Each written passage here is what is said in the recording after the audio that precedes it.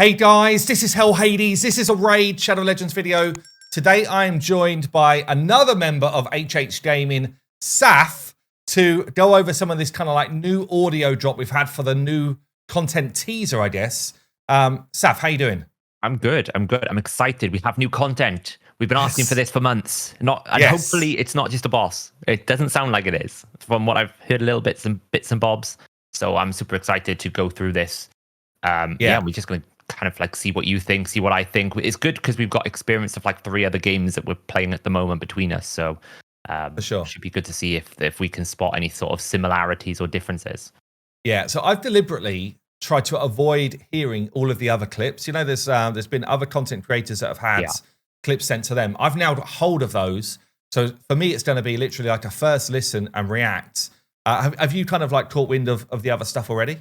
I've seen like little YouTube snippets and seen lots of different, like I've not listened to all 4 back to back. You know, obviously I've watched the videos and supported everyone and give that thumbs up, you know, all that kind of stuff. Oh yeah, all the nice YouTubey stuff. But yeah, I haven't actually heard the segments put in order together. How many were there? Was it about 4? Or was I've got 4, yeah. I've got 4 4 right now to take a look at. And I guess just to kind of premise it with, you know, they've done stuff like this before where, you know, when like Hydra dropped and I was sent a t-shirt and a few other content creators were sent a t-shirt. I'm hearing another one. Yeah, Sun Wukong as well. Yeah. So it's kind of like, I actually quite like this as a marketing, I guess, approach. It's kind of like tease something first. Then they're going to give us, I'd imagine this week, another kind of like a few visual cues. Then they'll probably drop the actual video. And then, I mean, when's patch week? How long we got until patch week for December? Well, it's a bit tricky to track these days because they like to do like mid patches with champions. But I would imagine we normally have like a week and a half between sort of like the end of the fusion and then like the next sort of feature update or patch update. So probably like a week or 2 tops, I would have said. I mean, yeah. So that feels like it's going to be when they drop it for like their big end of year release. So, well, how long's left on your mailbox item? That's a good indicator, right? Because you've got. I mean, that's only like 3 days, but then remember when they did this before? That would mean that something else is happening in 3 days, right? So that's what I would suggest. Well, we thought that before, remember? Like that mailbox thing dropped out, and then it was like, oh, hold on a minute. A week later, they then did the thing. Yeah, that's it. Yeah, they did exactly the same thing with Sun Wukong, and people like deciphering it to realize it was Sun Wukong because it was from like Buddha or something, right? Yeah, very impressive. Right. Yeah, very impressive community. Well, you know, well played. Right. I guess let's crack on. So I'm going to play the one that was sent to me first because I'm actually the first one in the mix, and it makes sense to, even though I've heard this one, it makes sense to kind of do them in order. So this one's called Cobble Market. Let's listen through. We kind of stop it in places and just get a bit of a feel for what we think. Welcome to the free city of SINTRANOS, traveler. Just quickly, I don't know if you were aware of this. I was sent a message from someone in the community to say Sintranos is where Rotus and Sephi are from. Did you know that? Okay, I didn't. I know there's like this big, the big bad guy that we didn't see in Call of the Arbiters called Siroth, right? Siroth? Yeah. The one that tempts Bad El or that's it. Alkanen into the mirror. So I don't know whether he's going to start making an appearance. I did wonder, they've done a lot of lore. I mean, if people haven't gone and checked it, we've been putting the bios out on the website and a bunch of different things. They've been putting a lot of storyline into the game. And I would imagine the Sintranos is going to be very relevant to that. So if people want to learn a bit more, I would imagine just go read some of the bios in the game. Yeah. Okay, let's keep going. The place was once a glittering harbor known as the Jewel of the South, whose wharfs and warehouses were the envy of all. The Gallean War nearly ruined the city and robbed it of its luster, but the SINTRANOS spirit of hospitality still endures. So grab your bags and follow me on a guided tour of this once great city. Starting in its bustling commercial heart. Cobble Market. It used to be a magical place on market day, the smell of spices wafting up on the breeze, the sounds of the hawkers selling their finest wares. Now, well, let's just say it's not exactly prime commercial real estate. Don't leave your belongings unattended, and watch out for pickpockets and undead horrors. So when I first heard this, and it was like the whole marketplace in the harbour, and I was like, is it possible we're going to get some sort of pirate action going on? But I think that's been battered away. Like, it's not going to be a new faction, but I would actually quite like pirates in the game, by the way. How would you feel about that? Oh, I would love it. I mean, technically the last faction, if they followed what was pre-coded, should be like the Coven of Magi, which we did see a little bit of in Call of the Arbiter, right, with the Valkynon episode. True. But I mean, it would be kind of cool to have a whole new alliance that maybe is like seafaring or something of that nature, or maybe like a whole new region of islands or something like that. Yeah. I do wonder if the Undead Hordes is a bit of a shout out to the storyline of Rotus and Siphi there, because they're Undead Hordes. That could be quite cool. Sure. Yeah. But yeah, I'd love a seafaring pirate kind of concept. That'd be kind of cool. Yeah, and I was saying as well, like, it doesn't feel like, to me, some people were calling out maybe the last kind of like clan boss spot could be something to do with this, but I just don't think there's anything. I think this is completely different in the game. I think it's a whole new area. Like it gives me vibes of like I don't know if it'll be open world, like a whole new kind of like progressive campaign or progressive area where, like, the way that it says pack your bags, we're going on an adventure, that doesn't sound like a single boss encounter or a single sort of kind of like, even Doom Tower doesn't feel like the same thing there, right? Because it doesn't, like, Doom Tower, you climb, you don't go on an adventure. So the fact he's saying like go on an adventure, I could be reading a lot into it. It feels like it's some sort of progressive storyline that we're going to be going through. Yeah, possibly, because even when I was looking through like maps and stuff that are already out there, I was trying to find like, is SINTRANOS in here somewhere? Obviously there's some water areas and stuff, but this doesn't feel like anything that we've got in current content maps. I don't think we see SINTRANOS here anywhere. I didn't check this one actually, but I'm pretty sure we don't. Although, maybe. No. Do we? No, we don't. No. So it doesn't feel like there's anywhere that unless it's like an area up here and it's just not been uncovered properly at this stage. It feels like nothing in the game so far. So let's keep playing through and see where we go. The town guard isn't very active these days, so you may have to take the law into your own hands if you're set upon by ruffians. A few swings of your sword and a couple of spells should do the trick. From Cobble Market, you can wander over one of SINTRANOS' many bridges and see the Grand Eclipse Tower looming over the city. Fun fact, the tower was originally used as a lighthouse during the city's heyday. On the campaign left-hand side here, there is actually a lighthouse. So Siphi's bio specifically says she is Siphi's homeland of the Lost Isles. That's the wording in the bio. Okay. Is Siphi's homeland of the Lost Isles. So there is a lighthouse. If they haven't got the Lost Isles on the map, it does mention Arnok as well, sewers of Arnok. So that's the lighthouse. Actually, that is the lighthouse, because if in the bio, going super deep into the lore here, guys, we're going to, this is going to be one of those things where it's like, we're going to get this completely and utterly wrong. Yeah, that's it. Yeah. But it does say decades of bard songs across Anhelt have given more prominence to this gallant man from Arnok. But in Siphi's homeland of the Lost Isles, the poets weep deeply, singing at the fate of a beloved pirate sister. So you might not be that far off with pirates. Because do you remember Mithrala is actually a pirate? Yes, that's true. That? Yeah. So maybe you're not as crazy about the pirate as you think you are. And but actually, yeah, if you look at like a Rotus design, I hadn't really thought about it before, but he does look like a pirate. Yeah. He's a dead pirate, right? Like that's. Let's just see. Across Arnok and Kirok, everyone knows the tragic tale of Rotus. So the 2-star cross-up is brutally murdered. It's a bit dark. More than a decade later, he returned rich from a life of piracy, and with Siphi, the love of his life.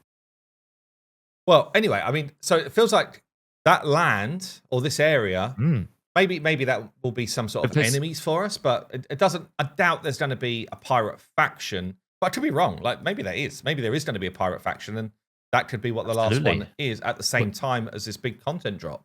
The lighthouse is to the left of the sewers of Arnok. Yeah, which is why I mentioned it. And Kirok, exactly. So that could be the lighthouse. It could be that the land we're talking about is maybe the little land at the north and these islands. Yeah. It could absolutely be that. Okay, interesting. All right, let's keep going. Let's carry on. Referred to by locals as the Lantern Keep. That, of course, all changed when Amius the Lunar Archon swept into power. Now, this Grand Fortress is his main residence, and you'll need more than an appointment to see him. You'll need to find 3 special keys to break through the tower's magical wards. But let's keep on with the tour. So 3 special keys to break through. What was his name there? Aeneas the... Yeah, let me just go through that again. In residence. And I missed it already. Now, this Grand Fortress is his main residence. Yeah. Lighthouse during the city's heyday, referred to by locals as the Lantern Keep. That, of course, all changed when Amius the Lunar Archon Aeneas the Lunar Archon. So That's not a a brand name new that I think person. not a name that we've come across before. It sounds like he's going to be, at least in this first section, the final boss. It could end up being like, if it's a new sort of campaign area, which is possible for the kind of like start of the content, maybe it's the equivalent of, these like mini bosses that we get in campaign. And it could therefore, and if that's true, that would be a playable character. That would be a new character that we can actually use, Absolutely. right? Because every one of these is a champion that you can actually collect. Yeah, pretty much all the campaign bosses are, apart from the dragons, playable characters, right? Except for the 2 dragons that you fight in campaign. They're all playable characters. Oh, yeah, true, actually. There are a couple of dragons, right. There are a couple, there's like 2, but the majority of them, like Yeah. Lord Champfort, Fushan, but, what's the other one? Bad L? No, is it Bad Yeah, L? Bad L's in there. Bad L's one of them. Queen which Eva, is- Yeah, ironic. Yeah, I guess. 3 dragons. Yeah, okay. We're coming towards the end of this clip. swept into power. Now, this Grand Fortress is his main residence, and you'll need more than an appointment to see him. You'll need to find 3 special keys to break through the tower's magical wards. But let's keep on with the tour. Our next stop is Plagued with Charm. Welcome to... That's the end of clip 1. Which is your clip, right? That was my clip, yeah. So basically feels like this, I mean, we could be like massively speculating and getting it wrong, but it feels like it could be something to do with a new campaign area, which then, because it feels like this is a big content drop to me. It is. I mean, it has to be bigger than Doom Tower. I mean, as much as we meme about, we'll believe it when we'll see it kind of thing. When they come out and make statements as declarative as this is going to be bigger than X, they're normally quite accurate about that. So if it's bigger than Doom Tower, then if you think Doom Tower's got 8 bosses, 3 different rotations, now, yeah. 240 4 floors. bosses, like it was, yeah. It's going to have to be bigger than 8 bosses. So it's going to be major. Yeah. Okay, let's move on to Plague Home. What I just wanted to say about that was, so what we got from the first clip was essentially some sort of like new campaign / open world / progressive storyline, right? I think Fiction was talking about there was a similar system in Eternal Evolution where you had like a progressive stage where you went through different stages. So it could even be something like that. And then looks like some sort of like just on that, so tower unlock. Yeah, for those who didn't play Eternal Evolution, basically it was more like a hex grid section where you kind of like work your way through different elements. You had like different paths that you could follow, different upgrades that you could get. So I know a few games like this have had a system similar to that, which actually is pretty cool. They're pretty fun. Yeah. Or they could have gone completely the Dragonair way, right? Which is full open world for this area, but I doubt that somehow. I think it's probably too far. That would be a massive redesign of everything they've got. It's more likely to be stage driven, rather than a massive open world. But they could have stage driven it in an open world feeling, if that makes sense. Yeah, possibly. Yeah. Okay, so let's move on. So this is the second clip I got here. Plague Home. First listen for me here. So let's see what we've got. Now, I know what you're thinking, and yes, you're correct. Plague Home is not the most inviting name. But underneath the overwhelming stench of death, the overloaded plague wagons, and the constant blood-curdling screams, there's really a lot to love. Originally Sintranos' cultural hub, Plague Home gained its unfortunate name during the Gallean War, where the destruction of the city's flood defenses caused its streets to be submerged by a torrent of fetid water. It then became a mass dumping ground and, naturally, a home for all manner of plague and pestilence. Just interesting. So it's called the Gallean War. Yes. Which, if it was fought by people in the Gallean Pact, which would, I don't know if it would be fought by people in the Gallean Pact or against people in the Gallean Pact. Honestly, like, what do you think to that? Because so far they're talking about undead hordes. They're talking about plagues, all that type of stuff, which feels like it fits more with the corrupted group to me. Well, it does make sense because when the latest fusion came out, I was sitting there puzzled why he would punish his own alliance, right? Because he's got a passive where if someone revives from the Lizardman faction, his HP gets stronger. So I was actually thinking thematically that doesn't make much sense because surely they're in the same alliance. So maybe the Gallean War was basically an alliance between. Maybe it was the alliance before the Gallean Pact was formed. So it was like a war between the Ogre and the Lizardmen, the Skinwalkers, and the Orcs. I mean, that would make sense, because if you think you've got creatures such as Scabrius, right? Plague driven, poisons. You've got true. So you've got like more like Waragrin Sun Cursed, which is almost like so you have those kind of like, if you look to them, you think, okay, corrupted / mutated kind of thing. So I mean, has Scabrius even got a bio yet? No, he hasn't got a champion lore yet. No, so but this is interesting in Udyr's lore, actually. Towards the end, looks like they've got some sort of fight with the demon spawn as well. The efforts of the Empire to drive out the Ogryn had been moderate compared to what the demon spawn unleashed when Udyr refused to submit. Monstrosities rampaged through the remaining jungle. Kravax conjured demonic fires, blah, blah, blah. So maybe there is some, I don't know, maybe there's something as well in terms of, maybe the corrupted versus the Gallean Pact could be a thing. Not sure. So it looks like it's either going to be based around these four had some sort of war, and after that they joined together, or these joined together to fight something else. Yes. In terms of like the lore stuff. And it would make sense if it's called Plagueholm, you would expect there to be some sort of undead, influence compared to the other factions. I was actually just reading the lore for Hierophant Lazarius, the new mythical lizardman, because I feel like if they're a newer champion, they may be more closely aligned with the lore. And this is dropping places of names that don't even exist anywhere. But talking about the rift above. These laws are long now, aren't they? Christ, I've not been reading them.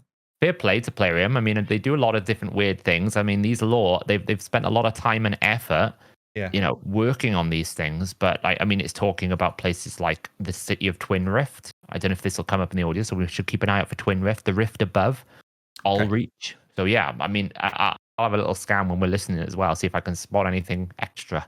Yeah, cool. All right, let's keep it going. But if you look closely, you can still make out some of the old theaters and cafes that used to line its picturesque boulevards. Keep your eyes peeled as you wind your way through Plagueholm. You never know who you might encounter.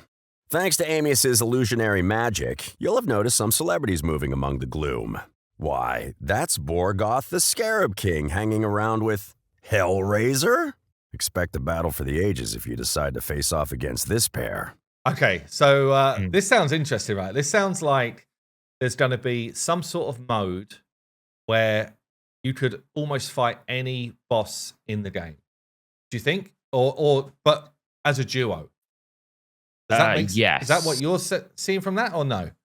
One thing that one kind of worries me about was, if anyone doesn't know, Hellraiser is the dragon. That's the name of the boss for the dragon. I had a few people I think my brother was like, oh, Hellraiser, they're doing a collaboration with someone. I was like, no, Hellraiser. This is Hellraiser. Just the name of the dragon. I was a bit worried. I was like, I don't want to fight like Fire Knight 3.0 or like, we've already got hard mode. I don't want a hard mode. I did want something original. So, but it depends on how it's done. And they talk about reflections. So maybe they will have some form of like reworked or rechanged original bosses. Well, just imagine this scenario, right? Which is basically what they've just called out. You fight Hellraiser and Scarab Boss as a duo. Let's imagine that is the actual content. So it could literally be different combinations, but that particular fight, like the Scarab Boss, is only really solvable easily because you're fighting by himself. And it's like, okay, well, I know that I just need to bring some sort of shield mechanic to make that work. Oh, so I see what you mean. So they're basically going to throw Hellraiser and Borgoth as almost like a tag team boss fight kind of thing. Yeah. Beat them. That could be interesting. Yeah, that could be. So, what game? I don't know how that would. Honestly, I don't know how that really works, because a lot of these bosses have got such clear mechanics that if you try and have, I'd imagine maybe it would be like back to back. Like, okay, I'm fighting Hellraiser as wave 1 and then Borgoth as wave 2, because if somehow they try to get them on the same screen, well, you couldn't really do that with Spider. You'd struggle to do it with Ice Golem because his ad's actually a big part of his mechanic. I don't know. I just don't feel like that even makes sense. I could be wrong. I don't know. What do you think?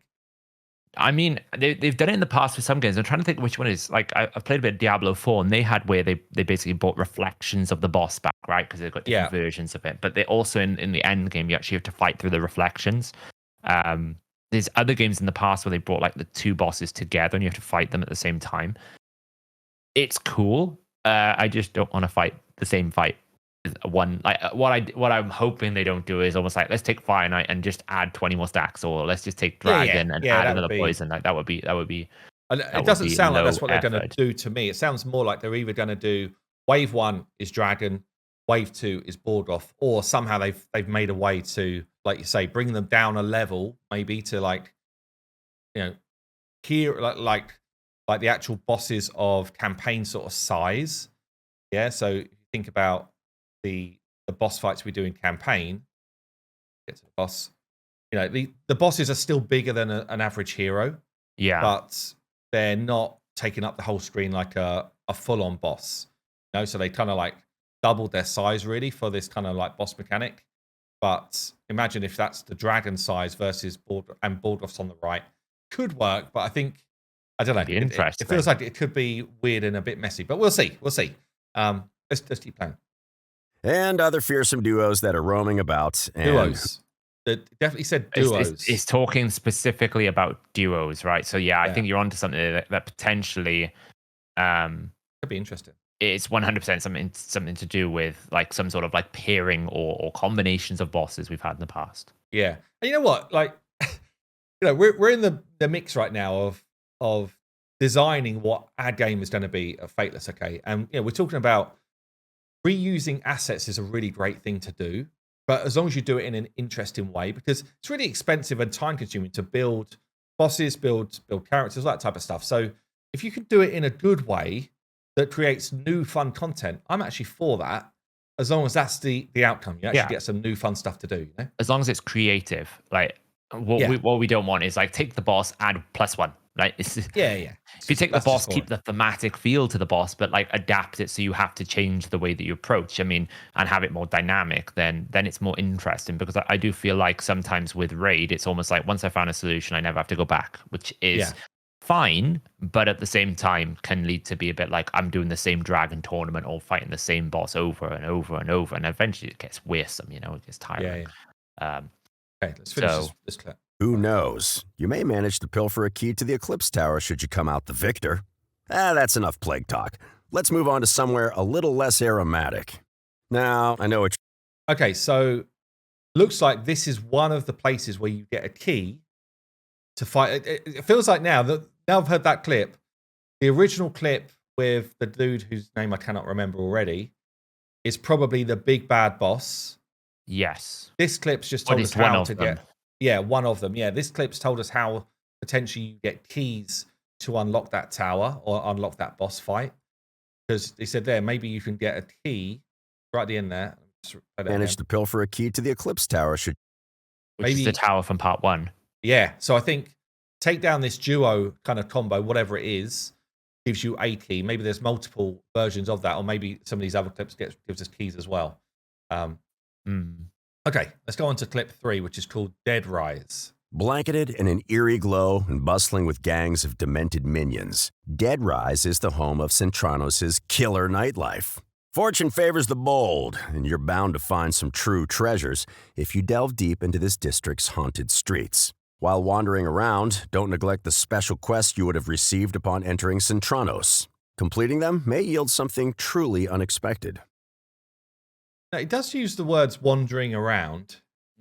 It definitely feels some sort of like progressive mode, right? It's 100% not just a single boss or a series of bosses. It feels like it's a whole new second. Like, there's going to be either a new thing here, which is going to be like opened up towards SINTRANOS or whatever. This is going to be a whole new part of the game.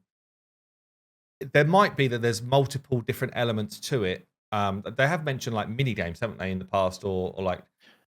Yeah, there's references, very vague references to minigame. I'm wondering if this wandering around might be that type of, almost like a different game mode where you do have to make choices. Yeah, similar to what we were talking about with that Eternal Evolution type game mode. Now, Despite the aforementioned baleful glow and powerful sense of dread, Deadrise still remains one of the more high-class districts of SINTRANOS. And that's reflected in the types of horrors you'll encounter walking through its snaking backstreets. Any enemies you defeat here drop better loot than the ruffians you can find in Cobble Market. And the apex predators that rule this region are magical reflections of some of Talaria's toughest bosses. So again, we're talking about reflections of bosses. Interestingly, like it talks there about loot. And, this is going to drop better loot than versus the Ruffians, which is probably the earlier level. It feels like the Ruffians could well be a campaign level. And then this area then becomes, like content, if you like. Like the campaigns, you're always going to be your intro into content. Probably a bit of a new storyline type of feel. And then perhaps this is where you start to get some drops. But what would you want to see to be like pushed into like this is a cool thing to do in terms of loot? I mean, I would definitely appreciate more ways to get mythical based materials, primal shards, mythical tomes, and it does make sense that when we first saw the mythical champions came out, a big part of what they were saying is a lot of the new major content piece would make the mythical champions, one, more relevant and two, more farmable, right? That's kind of like what they suggested, where a lot of the rewards were going to come in this new major content piece. Better opportunities to get gear would be great. I don't really know how you do that, but like farming for gear right now is quite tricky because trying to get mythical artifacts is very difficult. You're having to spend a lot of energy, and better access to awakening. To be honest, those are the kind of the three things that are what I would say weak in the game in terms of farmability. Like you can't really farm mythical you can't really farm mythical artifacts. You can't really farm a lot of souls beyond Iron Twins. And you can't really farm any mythical primal shards or mythical tomes, So that would be, I would love for the boss, the top boss, the difficult boss, or whatever it's called, to actually drop clan boss like loot. That would be really good, but more 2023 loot rather than just loot from back in the day. Like I would absolutely be happy if that boss dropped soul stones, mythical tomes, mythical shards, and I don't know, gear that's like because we don't really need gear. We don't really need like new currencies. We don't really need. No, there will be. We don't need a new type of shard. Like we don't like. None of that's going to be a benefit to the game at this point. If anything, like the systems are already super complex, and the game's evolved over time, all that type of stuff. Like so, it gets to the point where someone new coming in would probably already does struggle with the complexity of all of the different systems that exist. And that's actually another thing that I hadn't really spoken about yet, but kind of want new content to not just be, relevant to someone who's played the game for 5 years. You want for there to be this kind of like scaling of the content. If I take, for example, Sand Devil and Phantom's Grove, maybe not so much Phantom's Grove, honestly, but certainly Sand Devil, Iron Twins. I think there's an argument to say there's literally 0 point in trying to progress on those areas if you don't need to. That's less than a year into this game. Yeah, it's not relevant to you because essentially you don't need to ascend your artifacts because essentially you'd be replacing them anyway. You're still replacing them all the time, and you're still acquiring champions, right? The awakening system and the ascension system the awakening system for both champions and gear is very much like, okay, now that I've established my core champions and I've beaten the game, now I want to push the next level, which it's fine to actually get a team that what's good about Sand Devils, you can actually just farm stage 7, right? And true, that's much easy, so you can get a little bit, so you don't actually have to invest all the way to the end. There's not a lot of purpose. It's a waste of energy. Yeah, you'd rather spend that energy getting good items that can actually press your account. Yeah, absolutely, yeah. No, I agree, and I think what we want to like it's tricky trying to make content that can't be auto completed by the end game still presents a challenge that is still also accessible for newer players because it's like, where do you put the balance of the difficulty? So I think it's just a case of this is where you'd have difficulty modes where maybe the starter mode is more it's where Doomtail's actually done a pretty good job, right? Because the normal, like literally within 2 weeks of playing the game, if you're half decent at the game, no, not half decent, if you were good at the game, within 2 weeks, you could probably beat down first boss. But I've done it. But and then the the player that's probably never played this type of game before, within a month, probably start having a go at the first boss. Maybe with the exception of this rotation where it's a lot harder than the others, in fairness. But still, if you watch guides and stuff, you could probably, have a good go at beating the first boss on normal. And you get good rewards for that, right? Even on normal. Yeah. You get nice rewards. I've always said I think Doom Tower is one of Raid's best content drops ever, because it's challenging for the end game player. Like, even for me, probably not quite as much for me anymore. But when they first launched Doom Tower, I remember live streaming the final push in stages 111 through to 120, because I wanted to be some one of those floors. Yeah, I wanted to be one of the first people to do it. I normally finish my live streams about 11 p.m. and I thought I could probably just about get it done. I was streaming till about 2 a.m. I did do it. I remember that stream. Yeah. Oh wow, some of those levels were hard. It was 114, right? Yeah. It was double. Yeah. It was double Siffy, triple Rodus. Yeah, it was just like oh wow, this is hard. And that was before we had things like Romantu and other things, and Power Creep and Awakening and Empowerment. So it was much, much harder back then. So and even things like Iragoth was like really hard. We had to delve back into like Jareg pool to get the A1 decrease attack, and we were finding different tricks of the trade to try and beat Bommel back in the day. And this is what I was going to say as well. So then they launched like Rotation 2, Rotation 3, where again we had just like brand new threats. Like, we didn't know how to deal with them. We had to come up with different concepts, different teams, and honestly, that's what this game does really well. That's why this game is successful, because all of these different content areas, up until the end of Doom Tower, I think were just they built them really well. Like the main dungeons were good, clan boss was good. All these new Doom Tower bosses had different mechanics and were fun. And I think they've just kind of like fallen off a bit with some of the more recent ones, both in terms of it fits all levels of player, but also I feel like the mechanics are, I don't know, just either cheesed or too much.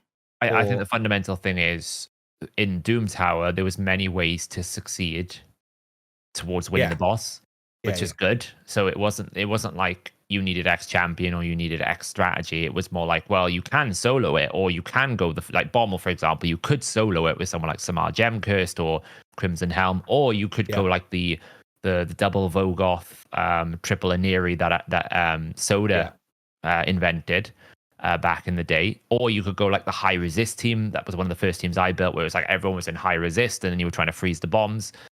Or you could go like the bomb strategy with like before Ganeshat came out, there was like a one shot. I remember you doing it as like triple Ash. Yeah, Astrolith, it's such a fun team. Actually. So there was like 4 or 5 different ways depending on what is available in your account, and everyone could do it eventually. It would be frustrating for some, slower for others, but it was never just like, oh well, you need a Krizia.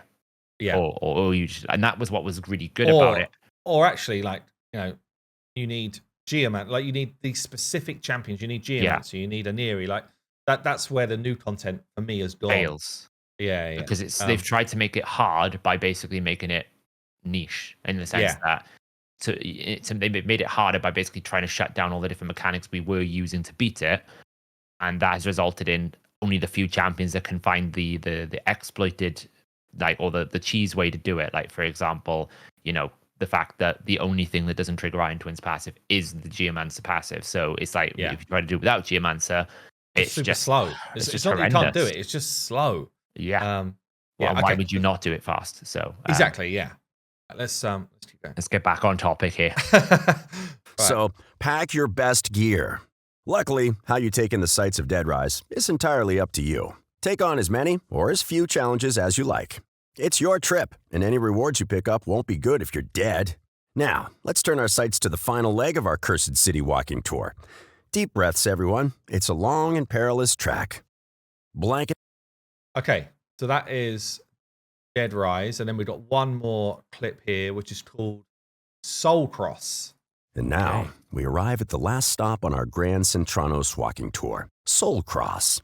I'm glad you all made it across the ruined bridge, though it's possible we may not make the journey back. Once full of sailors, traders, and travelers here to explore the Jewel of the South. The only thing you'll find here now is terror beyond imagination. So, a perfect place for extreme thrill seekers. Should you get pulled into a brawl here in Soul Cross, expect the fight of your life. I don't know if I'm reading way more into it than I should. Like, pulled into a brawl I'm probably reading way too much into it, but like, could you imagine if a brawl to me sounds like a multitude of players in the same content? Like, are you getting that, or am I just like thinking of? I think you're. I'm reading too much into it. Okay. I don't really know. Like, it could just be like storytelling. It's very difficult with these things because it's only like we know like when they do the what's next, it's always over dramatic. It takes you like you need to see the full video to get to the facts because they'll always try to make it dramatic. So it could just be a full brawl. It's just like storytelling. But it does sound like this is like the final phase of the difficulty. If you think like the first one was like have a little wander around, go to the tower if you want, then the next one gets harder, and then the next one gets harder. And now this is the ultimate challenge. It does feel like the parts are showing progressive. There's 4 parts. Is it easy, multiple hard, bits of content, brutal, nightmare? Is it that kind of concept? Yeah. Okay. And rewards to match. One such reward you'll find here are the enigmatic Cursed Remnants. It's not exactly one of SINTRANOS' famous meat and eel pies, but it's something to take home with you to remember your unforgettable trip. Oh no, Saf, that sounds like a new currency. Not another currency. Sounds like a new currency, which, by the sounds of it, Cursed Remnants, it's probably going to be something like we see in the Bazaar, right? So I will trade a new currency for a better market. That's the deal, Plarium. Rework the market, and then you can have your Cursed Remnants. That's the deal I'm making with you. Yeah. Probably a bit late now, but you never know. A new currency. Sounds like it's a new shop, which would make sense. They've got a whole new area. But what doesn't make sense is like, Braid, did you forget about your old shit shops? Don't bring up life tokens. I can't. I still got the 500 life tokens they gave us, which they tried to tell us was a free legendary champion. Oh man, sitting in my life token thing. Yeah. As I said, I'll take a new currency if we go back and have a little look at like the things that we have in the game that we don't necessarily use. Like, it's nice that we get 5 ancients and mystery shards from the market, but come on, like I never buy any gear from that thing. I did pose a question yesterday in a video saying like, what do we want? There's new content coming, and some people are still kind of like upset about it, and it's like this is going to be pay to win without seeing it. Obviously, we don't know that yet. Some elements probably will be. If you've got a pay to win account, you'll do it quicker. That's normal. It's always going to happen. But there was actually one post which I ended up pinning to my video yesterday, which basically, I'd said, what do we want? And it, in fairness, listed out a bunch of the stuff that I've spoken about a ton of times. Like improved marketplace, improved bazaar, improved 3v3 arena. Like there was a whole bunch of stuff, and I was like, great. This is the type of post I want to see, where it's kind of like, okay, these things we do want to improve. I get all of those things. Like to just say, we just want improvements. It's like, well, that's not helping anyone. So it was actually really good sort of constructive feedback. Yeah, I mean, there's definitely some areas of the game from a currency perspective that life tokens is the obvious one where it's like, let's just like if you're not going to update it, just scrap the whole concept. Give us the 500 tokens back as some other currency. One of my long-standing requests has always been to create more of a universal currency with a universal marketplace and rework the marketplace into almost like a black market where I might be able to trade some of my currencies to get some of those missing fragments for fragment fusions I hadn't completed, or trade them for like legendary shards, or trade them for books. Let me just choose what I want to put my currencies on and scale them to the amount of time it takes me to get that currency.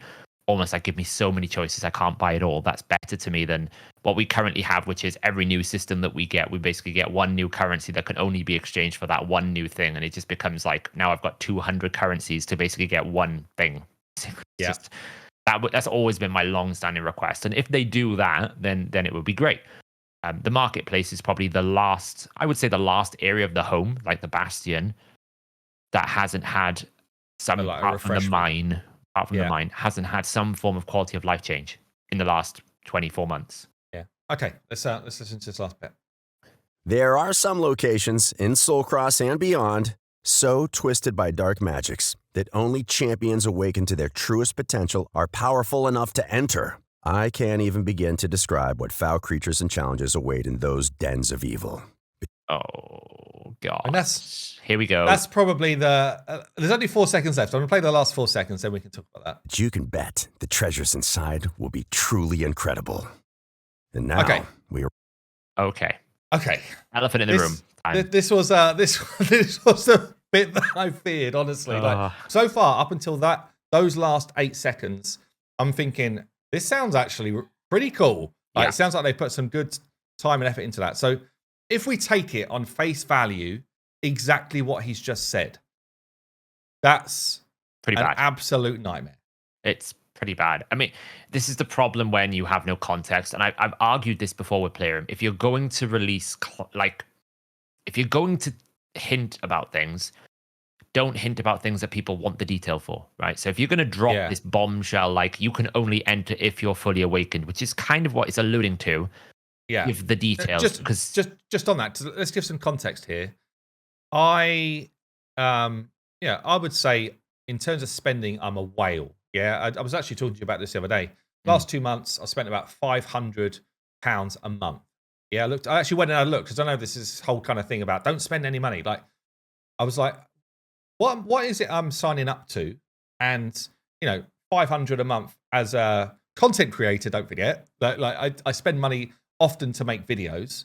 But with all that said, I am someone that spent money in this game, and if I could only enter with heroes that were fully awakened, and I'm sure there's going to be, I'm sure that's the bit that's probably actually not come across right. I'm hoping that what he actually means is you, a bit like with the hard dungeons, the more awakenings you get, the more likely you can survive the content. Yeah, I think that's probably the way it will go, but could be wrong. Maybe it is literally you have to have fully awakened heroes. I mean, it's just not going to be possible if that you're going to basically make it so only 0 point. Like just wouldn't make. I haven't sense, spent too much on Souls, but whenever they normally do the sort of the pack where it's 100 tier 1 stones for like $50, where it's like basically like 2 stones for $1. That's kind of like what I would consider a good price point or a great price point for. Or just something you're happy to spend on. I'm in the same place as that actually. Like, if it's 2 for 1. That's where I get engaged in Souls. Exactly. And I don't buy the big ones. Never interested. I never buy the whole path. I never buy the big ones. Some people basically say that the smaller ones are a waste of money, but I just find I'd rather almost like roll the dice 100 times and roll it once in the Soul system. I feel like that's a bit better, unless you're going to go all the way to the tier 3s. But even then, I'm always traumatized by Ash's video where he pulled 30 in tier 3s and got 5. Was it? Yeah. That's traumatized me for life. But definitely. I've probably got, in those kind of windows where they've done that, I've probably bought 5 times. So I've probably bought like maybe 500 to 600 tier 1 stones, maybe in terms of like overall on my account. And I do Hydra, Nightmare, Brutal, and Hard regularly all the time. So I'm getting my full complement of Hydra shards. And every so often I'll go through a period where I'll do a lot more Iron Twins. I haven't the last month because I haven't had the energy, but the month before I did it every single day. Yeah, I tend to do that as well, now and then. Yeah. And I'm like, I've got, in terms of epics, like 5 fully awakened. Yeah. Exactly, and legendaries, 2. Also exactly the same as me. So yeah, it feels like, I feel like it's just that's just way too. And actually, I showed you this before we started before we started recording today. I do have actually 3 opportunities right now in my shop, and this is probably my biggest critique actually of this system for people that do get involved in it. I've got 3 champions. All of them I'd love to upgrade to 6-star. They're all like proper worthwhile champions to upgrade. But firstly, I've got no way to get there. Like, even if right at this moment in time, I'm like, I'm going to buy everything up, I'm going to do all of this, I've got 0 way to get there in the period of time before this refreshes. So I can't do it. And actually, that doesn't even incentivize me. Yeah, it's too expensive. Legendary souls in the marketplace is too. So, for example, of the 5 epics that I've got, 3 of them are ones that I've bought the 100 tier 2 essence with. You know, the 6-star split soul. So, in essence, in the entire lifespan of the Iron Twins, the Soul Forge, it's about 12 months now. Yeah, I've been able to get enough essence for 1 6-star legendary. Like, if they're going to make content where you have to be fully awakened, that is just not going to work. This doesn't work with the current way they do it. No, it's just not enough soul system. It's not enough economy. Like, you just don't earn enough stones. Just generally, even buying it, I think you would struggle because trying to get the legendaries that you actually use on a regular. Like if you're buying them that regularly, you only use a certain amount of legendaries. So if you don't get the ones you want, you sell the souls. So they're not likely to have a lot of them. I can imagine there will be a thing where only awakened champions can go in. So you need like a 1-star. Yeah, that's fine. I'm okay with that actually. Like, because you can pick up the 1-stars pretty damn. Like I've always said, anyone who's got a legendary, you should aim, especially if you're a newer player, you should absolutely aim to get their 1-star soul. It makes such a difference. It's relatively cheap in the market because as long as you do Iron Twins, and keep in mind, I know I can see the comments coming in now. What's you saying? The only way I can play this game mode is if I'm awakened. If it's the end game content, where it should be things like Hydra Nightmare, we wouldn't. You're not really locking people out by basically saying. It sounds like there's a number of steps here. It's like you've got the. I feel like it's the end. It feels like there's portion. like a campaign bit. There's a few different modes where you're fighting like these duo of bosses. You've got this different area. You're fighting up the lighthouse, and then at the end, there's this kind of like this is final end game content experience, whatever it is. If that's the case, you should be farming Iron Twins, right? If you're that progressed in the game, what are you spending your energy on? It probably is going to be Sand Devil Iron Twins. It's going to be you're doing Nightmare, so you're doing Hydra, so you're getting those souls. So having 1-star souls and essence to be able to buy 1-star souls. I've got probably like 60% of my account has 1-star souls, and I have every epic in the game. So pretty much, apart from Creedon, which I can't seem to get. So yeah, I mean, it is worrying. And as long as it is not he just, and this is the worst thing. What he just said in the end there. I'm just gonna play it one more time. As long as it is not what he actually said, then everything else I'm on board with. Enough to enter. Great. I can't even begin to describe. So twisted by dark magics that only champions awakened to their truest potential are powerful enough to enter. You know what? I reckon this is actually. I don't think it's as bad as we think it is. I think it's storytelling because if you think what he's saying is only the strongest heroes can defeat it is essentially what he's saying, but he's using a sort of a. What's the right word?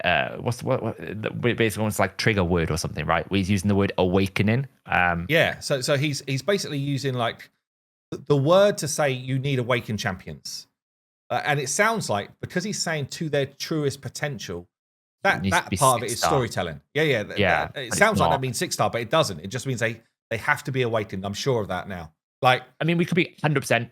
It could be 100% exactly what he's saying or not. I think the key takeaway is, and I've said this before about Playroom, this is the kind of stuff they shouldn't do. If you're going to drop something like this wording, then you have to have the detail almost like ready to go. Because I can see the comments right now. People are going to be saying, you're wrong. Hell Hades, you're wrong. Sphere, you're wrong. It's 100% pay to win, blah, blah, blah, blah. They've even said it in the video because they're going to take it at face value. Like, people will. It's not, I could totally get why people might go, I need a 6-star awakened hero. But we can kind of see through the narrative, and maybe it's just storytelling. But it's a bit of a risk. They should really, I think, for their own sanity, when they're just giving audio clips. In hindsight, if they do not mean everyone needs to be 6-starred, which I don't think they do actually. Listen to it again. I don't think they do. Then that's just poor storytelling for the kind of narrative of what they're doing. But I mean, I'm sure we're going to see either a what's next video. Maybe this week or early next week. And some more kind of like context around what's going on. I'd imagine in the next few days. There was only, 4 content creators that got these bits. So I wouldn't be surprised if they're working with other creators on other stuff. There's bound to be some other bits that are going on. So typically there's more engagement with other creators. I don't think Deadwood's had anything yet. I don't think like Cobble. So they normally, like, if whenever we have these things, like the last 4 things we've had like this, like Deadwood got a t-shirt, Deadwood got a Braids is normally in the mix. Nub Braids. It feels like they've missed a big bulk of people here. So I would imagine that there must be another part, especially if it's as big as it's sounding. They're going to want to go hard and big about it. All I want to just quickly say is I've done a little bit of bio searching about this Gallean War. So it looks like the Gallean War was basically a war between the factions of the Gallean Pact and every other faction. Right, okay. So it seems like it was a massive war. Like, if you look at the bio of Vitreous, the new Void Legendary. What's he? Sacred Order. Sacred Order. He's a Void Legendary. It talks about Siroth's invasion. It's got references. Which paragraph you want? So it's like paragraph. So write down. It's like paragraph 4 or 5. Towards the end, it talks about Siroth's invasion. It talks about given the ongoing devastation of the Gallean War could only have lasted harm. There's lots of references about the stuff that we saw in the was it the City of Dreams at the start of your clip? Cobble Market. Did it mention the City of Dreams? So it says in 3 years the war ended with the sack of the City of Dreams and the bitter defeat for Galleans. Oh, okay, yeah. There's references to Hegemon. Do you know what? I think what I will do is I'll pull all this out. We've got all the bios, and see if we can construct a narrative. And we'll put it on the website. Because cool. Hegemon is on there as well. Hegemon's bio talks about him before he became Hegemon and talks about the Gallean War. I fought the Gallean Pact and lots of different things. But cool. Yeah. See if we can. So it seems to be the war together. Is everyone. And if you look at the Ogrin tribe's actual description, it also mentions that they were brutally persecuted during the Sacred Order's Red Crusade and suffered greatly in the Gallean War. So it's a pretty big. Seems like it's a pretty big aspect of the lore. Maybe getting more information about Siroth, the big bad guy that we have kind of talked about and seen, but not actually seen. There's references to like Vergamkar. We've also got references to Scylla the Drakes, our favorite daily login champion. She's also referenced as part of the Gallean War. Again, the war was eventually decided by the League's invasion of the Sorrow Lakes, in which they pushed the Gallean Pact to their capital, the City of Dreams. So interesting. The story cool. Deepens. It would be. Who knows? Maybe they're going to launch this big drop, and then Call of the Arbiter Season 2 might be the whole kind of like dive into the Gallean War, which would be actually pretty cool. But okay, just a final one then. Final question. What would you rate your kind of like hype feeling for this drop out of 10? I'm like 10.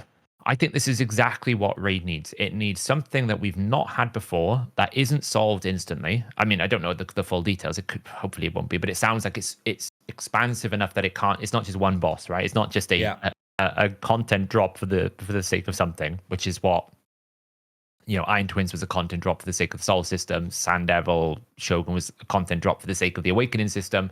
This sounds like no. We're not driving from we want to add this item, so we need an area. This is we want to add an area, and as a result, you'll get these items, right? It's the other way around. So it's focusing on the content. It sounds very like playing Dragonair. It sounds very similar to the way that they've approached their kind of open world. You wander around, you find new fights and new terrors. You find new bosses you have to beat. You have to go climb a new tower. Maybe you have to unlock a new boss. Yeah, I'm kind of really excited. I'm just frustrated that all we've got is audio, which is always the case with these things. I want more, That's the main thing. So I'd say like I'm in a similar boat. I'd say I'm at least a 9 out of 10 for something fresh to do that genuinely is fresh. And that's what I'm looking for. So I'm pretty excited about it. I hope that they are not going with the 6 out of 6 Awakening. But the more I'm thinking about it, the more I would give away 10,000 gems. I would buy 10 people is it 1,000 gems? Anyway, I will buy 10 people the gem pack if that's what it is. Like that's like the monthly gem pack, no problem.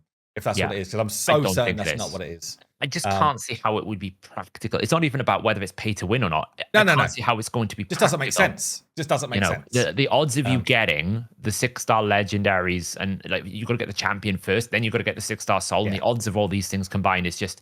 Even they wouldn't put it like that crazy because nobody would be able to play the game mode. I mean, all I would say to people who have watched all these videos and are looking across all the different content pieces and that, judge it on the what's next. Judge it on the game mode that you actually get, not on some audio clip hyping it. Don't jump to it's terrible when we don't even know what the game mode is. We don't know yet. We're just speculating right now. Yeah. Just enjoy this, like the fact that we're actually getting something that isn't just here's another fusion or here's another like I don't know summoning model or a new event model. This is brand new content that Playroom are creating for us at the end of the year that hopefully will create a lot of interest and lots of new challenges for both early, mid, and late game players. Hopefully, and look, if it becomes pay to win at the end, then we can have those conversations once we know it's pay to win. But let's not assume and speculate something. We have no idea what it's about. Like, we literally, all we know is we're going to SINTRANOS. We don't even know what that place is. Yeah, to be honest. Sure.